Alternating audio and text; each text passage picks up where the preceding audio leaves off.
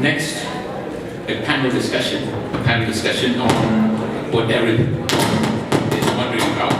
It's a real case study of using blockchain technology. So we have a panel of experts who will be actually discussing a real case study that actually happened. So once we're all set, then we can invite our panelists on stage.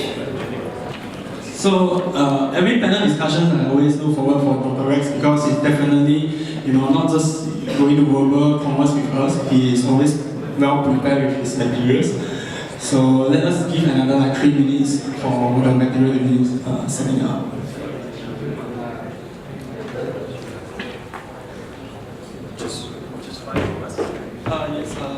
Yes, correct. 5. With plus me, it is 6. Okay, we'll just move over so that we have one closer. So I think we will start with always the first questions, and I know the case with us here is from Ghana. We always ask, there are so many success cases on centralized business like Airbnb, Grab, Uber, etc. So when it comes to Ghana, we always want to ask, how can a decentralized platform without any commission fees that are able to absorb from the business model, able to actually compete in this environment?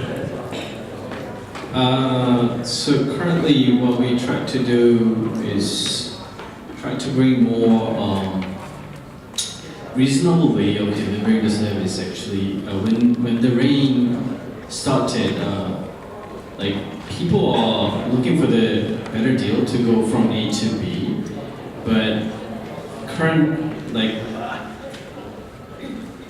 ride-hailing giant actually, they're providing such a high price when they provide a service.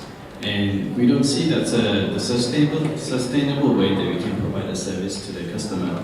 So we wanted to disrupt that kind of business model by implementing and by introducing this Tata service on top of our blockchain protocol. And we wanted to go with a different way that we can deliver more value to customer. So we didn't want to follow those commission-based business model. And even though we can introduce, let's say, 10% or lower commissions for the drivers, that does not mean that we can solve actual principal problem that we're facing right now. So we wanted to bring the value by introducing zero commission, but not only just the zero commission, but we wanted to introduce more incentive for the drivers and customers who's using the service. And by participating in this service, they can actually build a community together. And then that incentive will be given to all those participants, and they can get eventually, and we'll talk them through this. Yes, I always have this idea that in decentralized economy, where if there is more utility cases and with a constant supply, it will help to increase the prices. And we let the free market so-called to regulate this kind of token movement. Do you think that this kind of model is feasible? Then we can sort of earn the profit from the capital gain of maybe the lot of tokens from him. Do you think that is a viable model? Yeah, I personally think that this kind of model could work, and if you deliver the product in a proper way, and these drivers and the customers who's participating in this service, actually they're the one who's bringing the value to the whole system.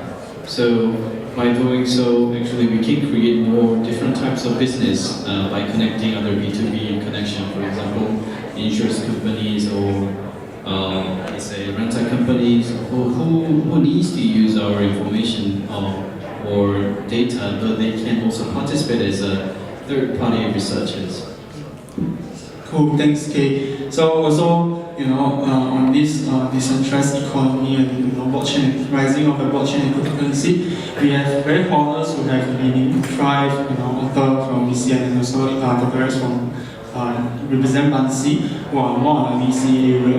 We would like to actually listen to them, what they think about currently the ICO landscape, and also, what are the criteria if they would like to invest on those blockchain companies. You mean kickstart? Okay, I think it's been an exciting year, but probably at the start. But now it's really a different landscape from what we've seen from the start of the year. I think in investors are much smarter, investors are more savvy, they're understanding more about what this thing is all about. It's no longer like 2017 when people say, hey, I'm doing an ICO and then you can raise tons of capital. But I think it's also a good cooling manager for like the entire blockchain ecosystem, because people are starting to look at the core fundamentals of businesses. Like I remember once when I was asking people like projects that were pitching, and I say, hey, like what's your revenue projection? And they said, oh, do I need to put that in my white paper? I said, these are things that us as traditional investors we look at. Things like how much do they spend to acquire customer, metrics. But these are things that are not seen in white paper. What we see in white paper are like token distribution, what we see in white paper are like, well, how much is the team allocated, like things like that, which are not things that are commonly found in investor pitch deck for traditional investors. So I think it's a good time for us to all reflect at the end of the year and to look at really what kind of businesses would really require blockchain. This blockchain thing is not a magical box. Not everything has to go on it. So, and traditional funding is still out there. So why are people so fixated about this? But of course, on the other side, there are good companies that have been starting to use blockchain technology to make their business more efficient and like payments, to make payments faster. So I think that's actually very good use case in this.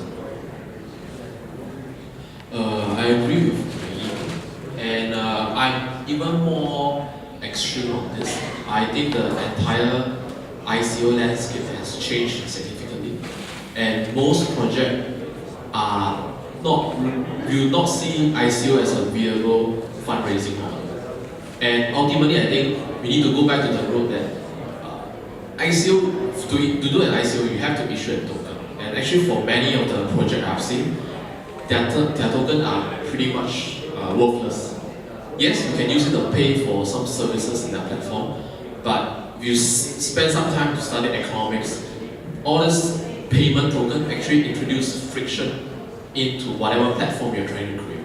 You're actually worsening the user experience. And as a startup, your most important thing is product market fit and user experience. You want people to stay on the platform, use it as much as possible. And do you think that you really help by introducing another token that's volatile in value and with people that need to buy an ether and to buy a token? I think absolutely not. So only projects that have a very clear token use cases and the token that actually enhance the project will make sense to do an ICO. So and for this token, I'm referring to utility token. Then if you are obviously if you want to do a security token, that's another whole different issue. And the security token offering are for most countries only limited to accredited and institutional investors. So it's not a game where all the retail will drive up the price anymore. So I think this whole landscape has changed, and for most projects, you really need to rethink that. Do you need a token? And does the token actually improve your cases, or actually it doesn't? Yeah, so I think that's the main differences in the entire ICO landscape. I think as ICO for some projects is still possible, but most they really need to rethink about it. And else you are actually subjecting yourself to a public listed company level of scrutiny after you raise the funding. Your angry investor are going to come back and spam your Telegram group, email you, or even bump at you at any conference you attend to ask you what happened. So that's my view now. Yeah, I sort of agree with the whole landscape thing. From the legal point of view, I think there's a bit of a cooling off. A lot of people are wondering or asking, is there a necessity for ICO? What is an ICO? Do I need to get an ICO? There's also the fear factor. A lot of fraud, no regulation at the moment. Not say no regulation, but limited.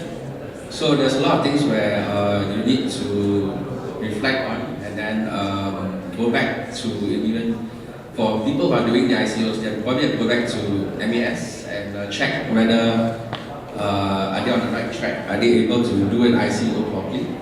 Are they caught by any sort of regulations at the moment? Especially assets, the difference between assets and securities. Singapore is more savvy in terms of fintech rules going by assets, but what we have seen recently is that there's a lot of companies coming out ICOs using tokens, and these tokens actually border on securities. And then once it borders on securities, that's where a lot of people are caught. And it caused a lot of, I would say, insecurity and fear among the public who actually are interested in ICOs, but they're not too sure which company to go for or which token to buy. So over in the Business Angel Network, so what we have the video there is a typical session whereby over the past about 17 years, we have actually early stage companies, the startups, that come to pitch for funding, typically pre-seed and seed funding. And the advantage of such a model is that we actually get to see face to face and we get to evaluate them, including asking them difficult questions and see how they respond. And for such a model, we actually have various evaluation criteria that we use to select and see out which are the company that we will eventually put our angel funds into. However, when it comes to ICO types of project, this approach is not enough because of the unique characteristics involving blockchain type of business. So, sometime first half of this year, we actually came up with a Bansi ICO due diligence framework. And then within this framework, there are three major components that we look at. Essentially the people, the product, and the progress. So without going into too much details, so some example under people is that we look into who are the core team members and whether are they real. And then look at the extended team, look at the advisors, all the way to going inside their Telegram group to see how the core team members actually interacts with the potential users or the token buyers. Then under the product, one unique characteristics over there will be the tokenomics. So we want to know how their token is being actually used within their ecosystem, assuming that it's a true blockchain solution. Then for progress, among the many items, so one of the items over there, for example, is a GitHub. So typically we would expect that they share some of their source code. So we are not expecting that they share every part and parcel of their source code, but at least snippet of some of the components to show that it's real. And of course, at the same time, at the minimum, by showing the smart contract would actually help. Yeah. Thanks a lot for Dr. and for his presentations, as always. I will actually throw a special question for Daniel. I forgot to introduce him. He's a lawyer from Advanced Law. So there is one question I think now even interests me as I change player a lot is that in terms of legal framework, which South Asian country or even Asian country do you think that is much more friendly for a regulator, friendly for an exchange to acquire a license or more so-called more compliance in running an ICO or even an STO? Okay, I think probably two countries at the moment. I would say for our country, even though we are not, there's no strict regulations as yet, MAS, and of course maybe the other financial authority, the government itself actually monitoring and watching sort of what we say a wait and see approach and watching how things go. But they are also definitely watching because there have been a couple of cases recently where they have actually come down and clamped down on companies which a bit difficult for me to say at the moment because they are not identified. So we're not sure whether it's a foreign companies or Singapore companies, but there are clampdowns, like I said earlier, regarding tokens that cross the line and is in the realm of being a security rather than an asset. Apart from Singapore, I would say right now, Thailand is actually one of the better regulated countries where they have SEC is actually their own stock exchange commission is actually I would say monitoring and applicants will have to go through them to see whether it's viable or they meet all the requirements that the SEC has put up in terms of the rules and regulations and even the laws. They'll come up with a royal decree as well. So they are actually very, very strict on that. I would say there are about 100 applicants and probably only about a fifth or maybe an eighth of the companies actually do get licenses.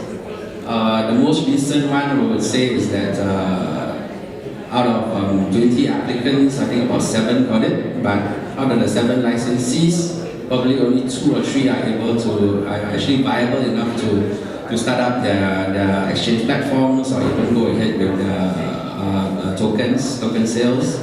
So Thailand's actually very strict at the moment, and I think that is one of the, I would say that they will be setting a trend for the rest of the Southeast Asian countries. Korea, China as well, but at the moment, in my view, I think the most regulated one would be Thailand. Cool, appreciate report from Danny.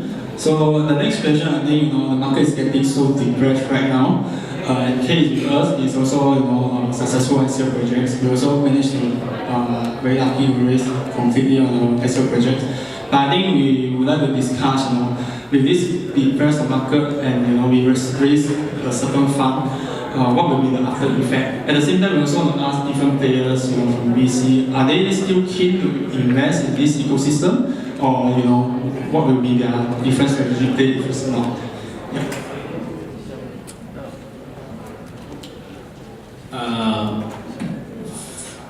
Unless you can generate a huge amount of revenue for your own business, ICO fundraising is also the limited source of fund. So if you successfully raise the money through the ICO, you use the fund to validate your own blockchain idea and your business itself. And if you manage to prove yourself that this protocol is working and your business is working and create the revenue and you can prove yourself to investors, and then the next stage would be, I would say, traditional fundraising could be the next one after the ICO. And if you can convince those investors with your business model and your protocol, then they'll be done at the next step. So if you are not going to be able to make that happen after the ICO, then naturally people will think that maybe I'll do another ICO or maybe I'll do another STO, but nobody will buy for that. So eventually they will be phased out. So if you manage to convince or prove yourself that your product and your idea is working well, then traditional VC fundraising or institutional investor fundraising will be the next level that people should do. How about Yimi? Do you still, on your end, do you think that you are still interested to invest in ICO related? If not, then what would be the next thing to look into on your portfolio? I think for our case itself, because we are a traditional venture capital fund, so we have always been investing into equity in companies. So we look at companies, be it ICO companies, be it traditional startups, or as tech companies. So that's how we saw CoinHub back in, I think, 2014, when we incubated them before they got the triple investment. So it's still the same today. We still look at them as tech companies, no matter to us it's not like blockchain and the rest of the world, but blockchain is just one part of the tech industry that we are investing into. So we are still looking into equity investments in the blockchain space. Cool. How about Arthur? As we all know, you will be incorporate a crypto fund, right? So definitely you still need to be in crypto space somehow. Please correct me. Okay, so I'm a bit different. So I'm always more of a secondary market person. And for now, right, I think it's still the same to me. I think one of the key advantage of crypto, I would call it crypto asset rather than currency, because I think it's a better term, is the liquidity they give you compared to the equity. And for people who are investing in cryptocurrency, ICO, whatever, you should really be aiming to beat other asset class return like stocks and bonds. So stocks give you on average 7-8% a year, bonds at 3-4%, and startup equity usually 20-30% on average. So you should aim to benchmark yourself to a venture capital level return, but the advantage of having additional liquidity. So in my view, yes, like a lot of VC, actually the more experienced VC like Thrive and other, this is the best time for them to invest. Why? Because the valuation has come down massively. A lot of times, I think during the bull market, pre-product, everything even the team also half part-time, half full-time, asking for 10 to 20 million valuation straight out of the gate. Now, 5 million valuation, the VC are saying no, we are only worth 2. Yeah, so I think the valuation has come down a lot for VC. They have a deep belief in this system. This is actually the best time for them to pick the market. And as a project or startup founder, it's actually a good time for you to differentiate who are just coming in as a tourist, or who are VC that are deeply committed to this space and actually have the resource to support you. Yeah. So I think that's a key difference. And for me personally, I think at least in the short to medium term, the reward to risk is actually tilted toward listed crypto assets. Why? Because especially over the last 2 quarters, a lot of the investors that invested in ICO are stuck with one issue. They'll kind of soft promise that the project will get listed in exchange within 3 months. But because of market conditions, they all don't dare to get listed right now.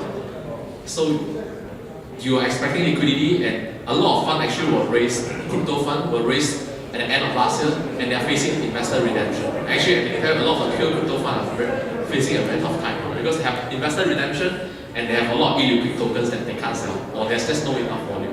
So I think as an investor, you also need to take the liquidity into account.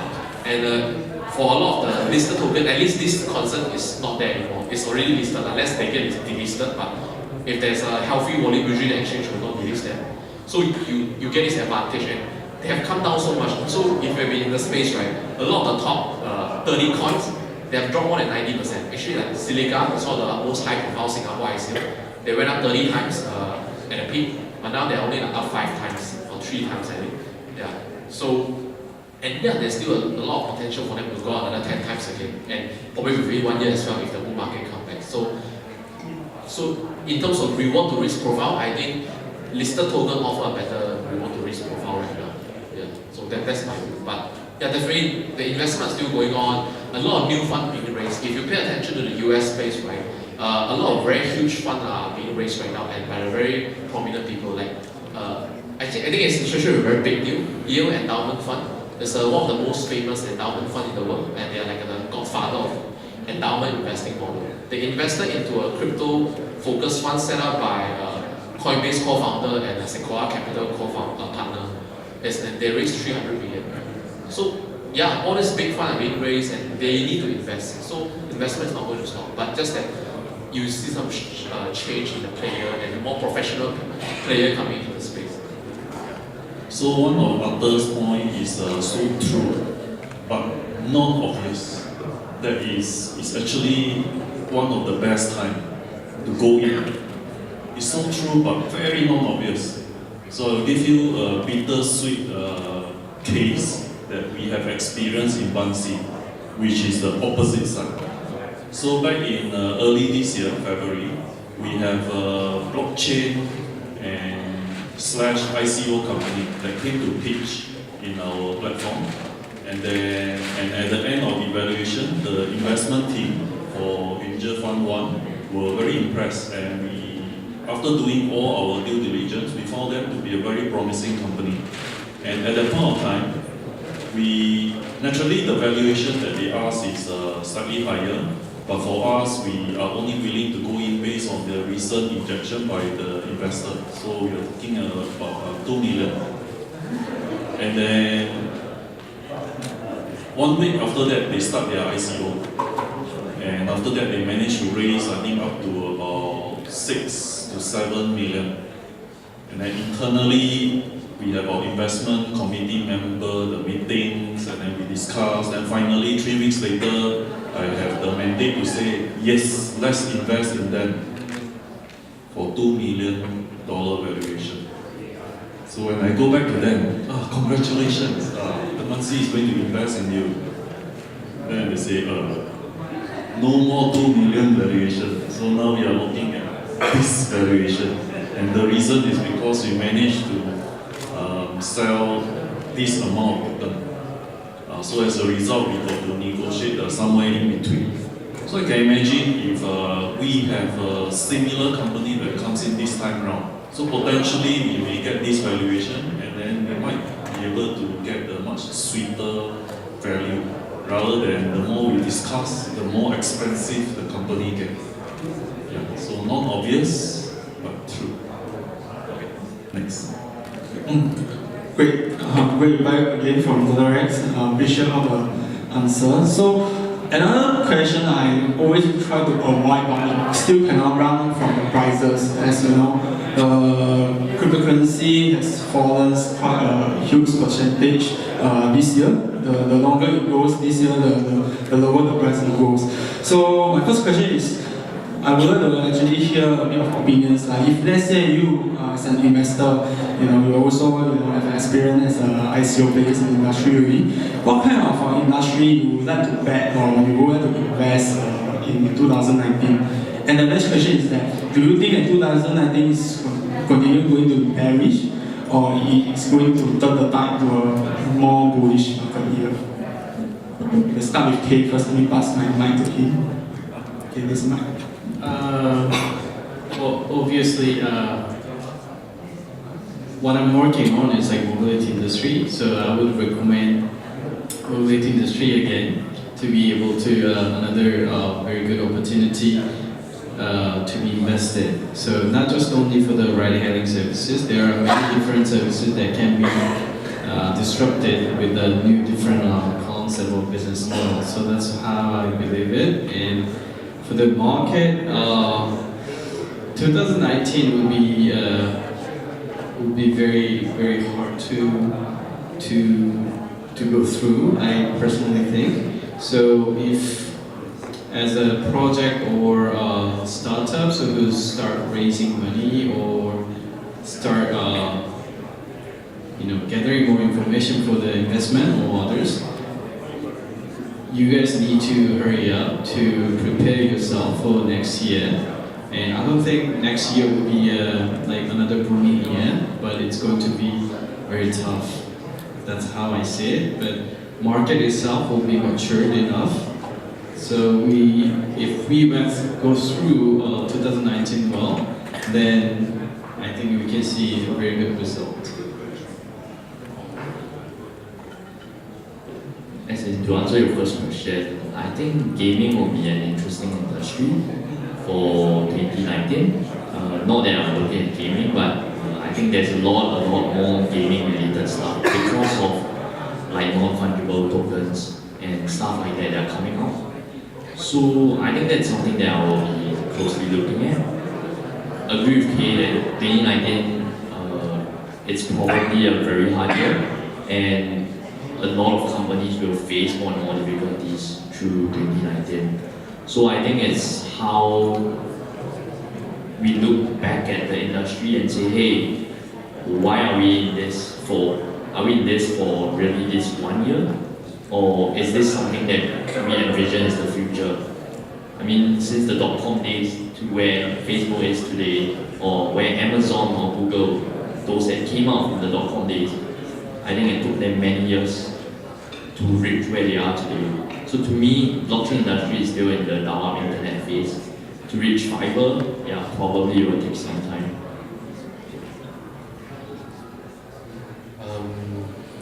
I think I agree with gaming. I'm a gamer myself, so I can see the very obvious use case. And most gamers are already pretty used to the concept of virtual assets. All the, like, if you're a World of Warcraft player, right? It's so funny story. Why Vitalik went on to create Ethereum, right? It's because the story is he liked to play World of Warcraft, and one of the character he played, the skill was changed. So that's why he's pissed off. Then he went on to do other stuff, not playing World of Warcraft anymore. So gaming is a lot of gamers always understand the concept of virtual assets because all the in-game item to them is valuable.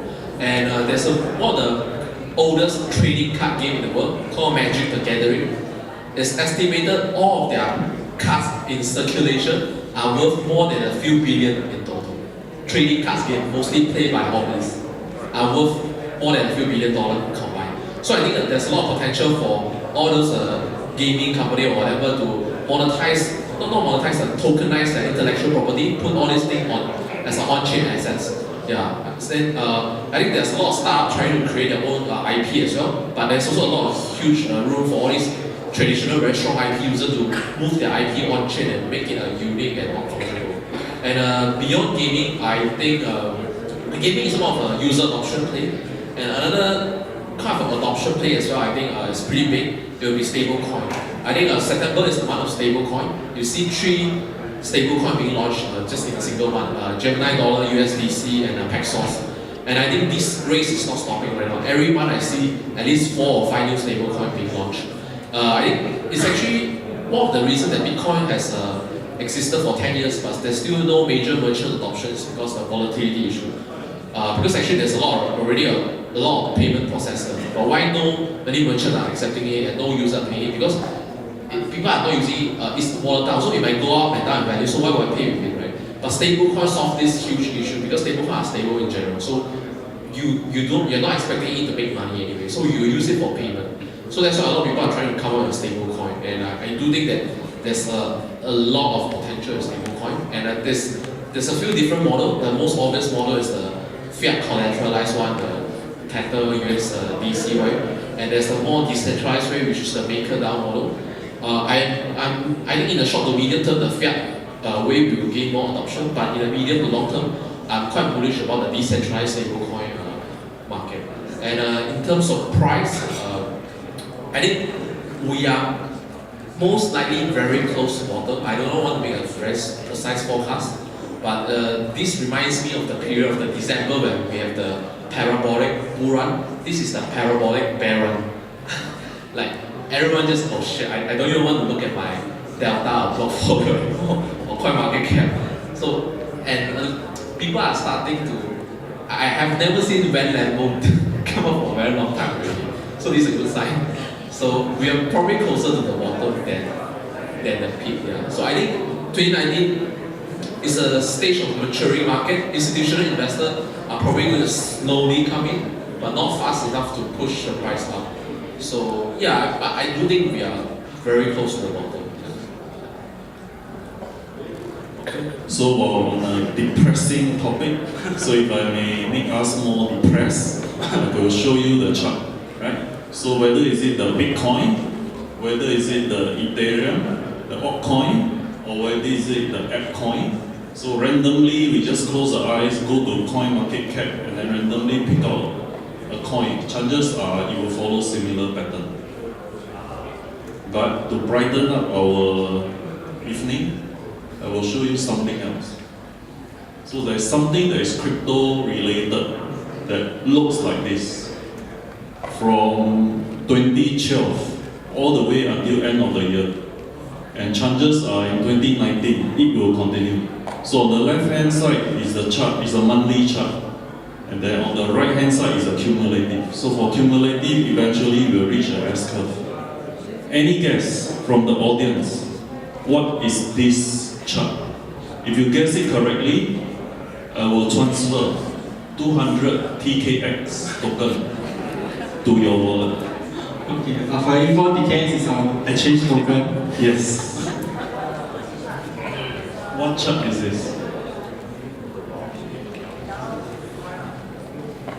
It's related to blockchain, related to crypto, since we are on the crypto topic. Anyway, our token like not very cheap. Our token is almost like 80 cents traded in the market right now. Just give you an illustration. 80 cents? Yeah, 80 cents. So it's looking around close to 200 Sing for just answer these questions correctly.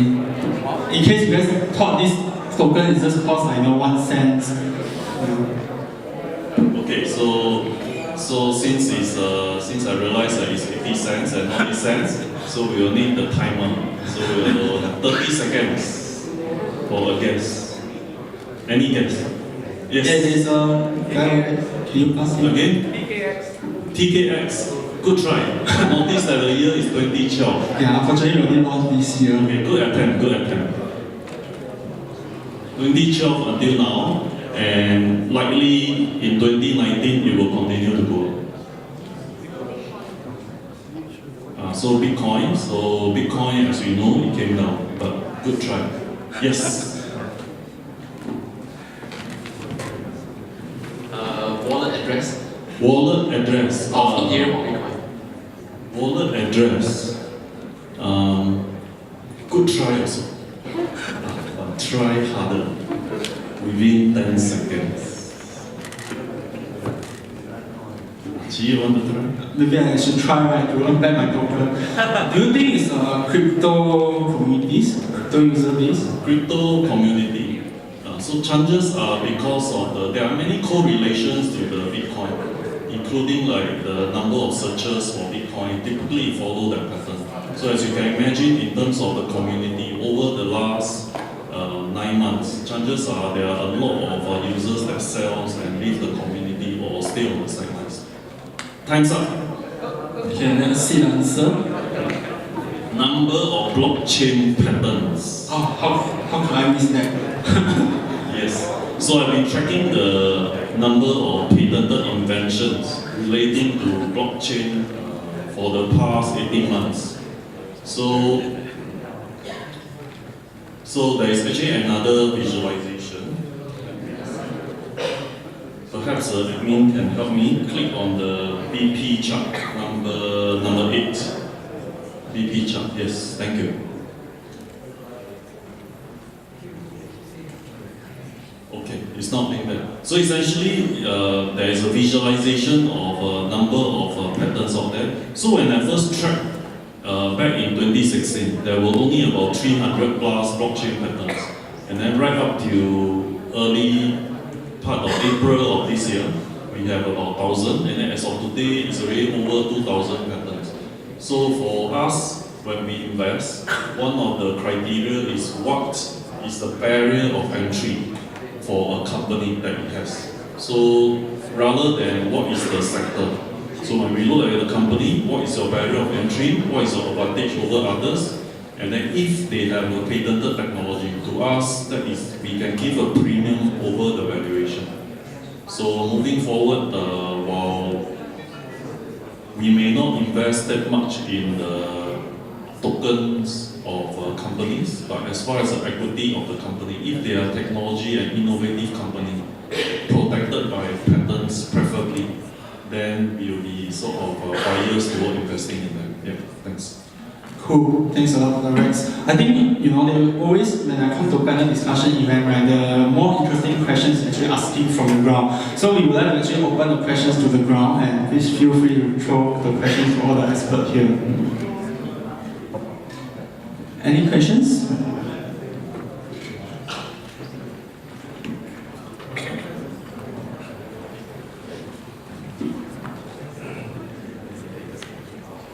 Can ask anything, if you are already investing in cryptos, and you need certain guidance or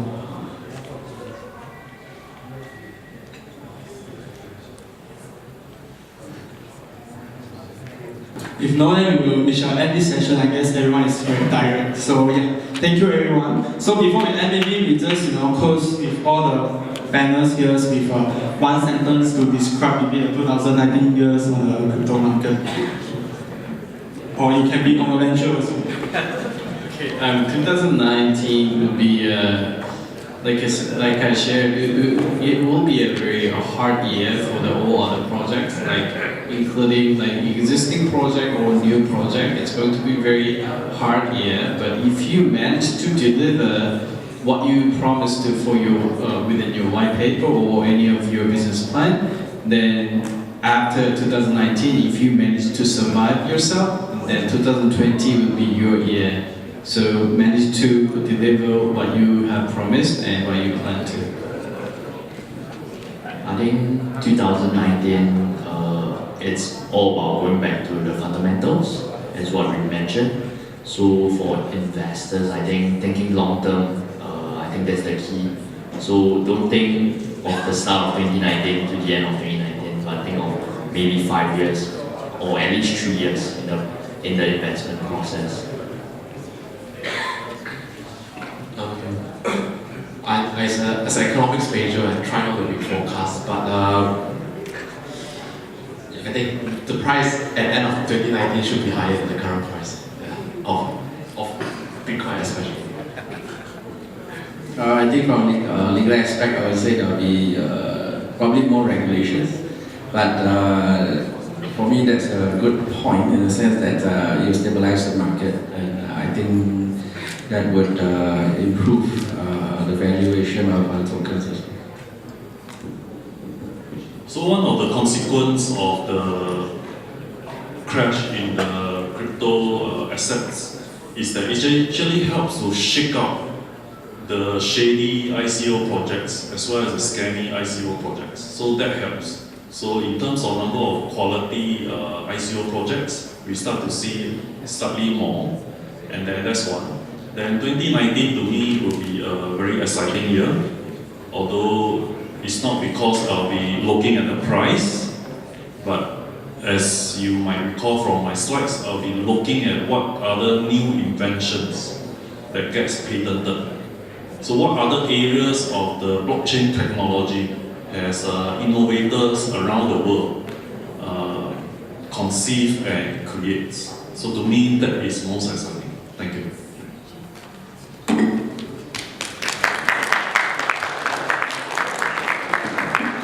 Thanks a lot for all my MOE partners and also my partners in the legal aspect. Yeah, we would like to actually conclude today the panel discussions, and we still have last one event before we go to lucky draw. Please stay tuned with us for another 10 minutes. Okay, would like to rewind. Yeah, thank you so much.